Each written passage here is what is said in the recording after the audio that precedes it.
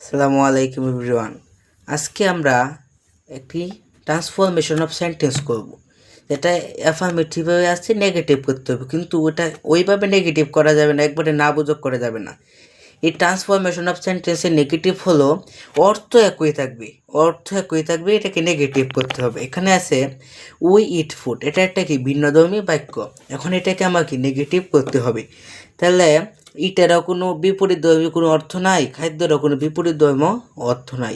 তাহলে যদি আমরা ভাবতে পারি যে আমরা কি খাদ্য ছাড়া বাঁচবো, আমরা কিন্তু খাদ্য ছাড়া বাঁচবো না। তাহলে কি আমরা বাঁচবো না, ইংলিশ কি উই ক্যান নট লিভ, কী ছাড়া বাঁচবো না, খাদ্য ছাড়া বাঁচবো না। তাহলে কি হবে, we can not live without food. তাহলে দেখা যেতে পারে